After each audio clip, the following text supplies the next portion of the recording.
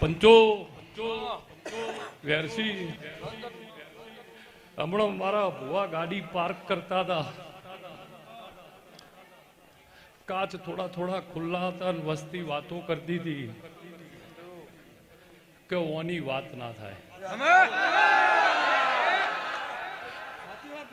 આ કોને વબળ્યું? એ તો મહેમાન હતા કોઈ. વાસુ કીધું, વાસુ જુઓ આપણે ગાડીમાં વાત કરતા હતા ને કોઈ મહેમાન અહીંથી રમેલમાંથી નીકળ્યા ને એવું કીધું કે ઓની વાત ના થાય. નરોત્તમભાઈ પણ મારો જીવન બારની માતાનો ભગવાન બોલતો છે, વેરસી વેરસી જે આ જહુ મંડળ છે,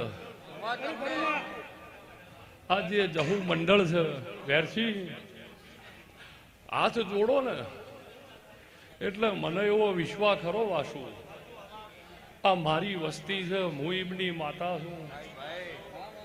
તમને પાછો તમારા પરિવારનો વાસુ ભરોસો ન હોય ને તો તમારે કોઈ બાબતનો ઓર્ડર ન કરાય. પણ રણછોડ વિહનગરના મેમનો બાપા વાસુભાઈ, આ જગત કેટલી ઊભી છે.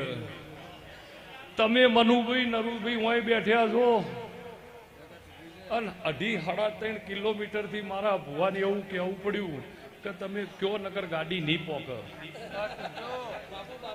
2.5 કિલોમીટર થી લાઈન તું વેરસી જ ખાલી એક ઓગળી ઊંચી કરો ખાલી, બસ એવી રીતે. જેને દાયણોજની માતા વાલી હોય હવે બેસી જવું તો પંચો, જેને વેરસી જેને દાયણોજની માતા વાલી હોય એ હો ભાઈ પંચો વગર પાવળિયા માતા